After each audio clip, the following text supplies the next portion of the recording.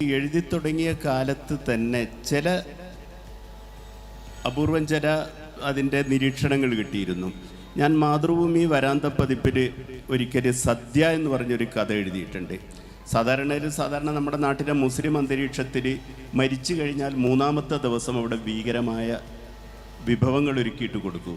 അപ്പോഴൊരു കുട്ടി, ഒരിക്കലും ഭക്ഷണം കാണാത്തൊരു കുട്ടി, വളരെ ചെറിയൊരു കുട്ടി ഈ അമ്മയോട് ചെന്ന് ചോദിക്കുകയാണ്, ഉമ്മ എപ്പോഴാണ് മരിക്കുകയെന്ന്, എന്നിട്ട് വേണം എന്നുള്ള ഒരു കഥയായിരുന്നു.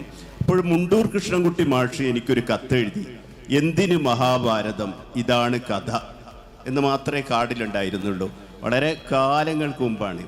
അപ്പോൾ എൻ്റെ തിരഞ്ഞെടുത്ത കഥകൾ DC ബുക്സ് പ്രസിദ്ധീകരിച്ചപ്പോൾ എന്നോടൊരു ആമുഖം എഴുതാൻ പറഞ്ഞപ്പോൾ ഞാൻ പറഞ്ഞു, ആ കൈപ്പടിയിൽ ആ കത്ത് കൊടുത്താൽ മതി, വേറൊന്നും വേണ്ട. അങ്ങനെയാണ് ആ സമാഹാരത്തിലുള്ളത്.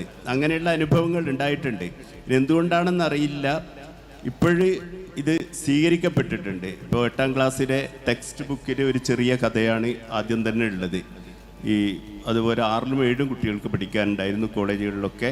അങ്ങനെ ഈ പുതിയ ഇതിന് ഒരുപാട് മറ്റ് കഥകൾ സക്കറിയ പറഞ്ഞതുപോലെ ആളുകൾ ആസ്വദിക്കുക, കൂടുതൽ എത്തുക എന്നുള്ളൊരു കഥയുടെ ഒരു വലിയ ഘടകം തന്നെയാണ്. അപ്പോൾ ഇതിന് ഒരുപാട് ഈ പുതിയ കാലത്ത് വോൾ ഹാങ്ങിങ് സ്റ്റോറീസ് എന്ന് പറഞ്ഞത് നമ്മുടെ ചുവരിൽ തൂക്കി വെക്കാൻ പറ്റും.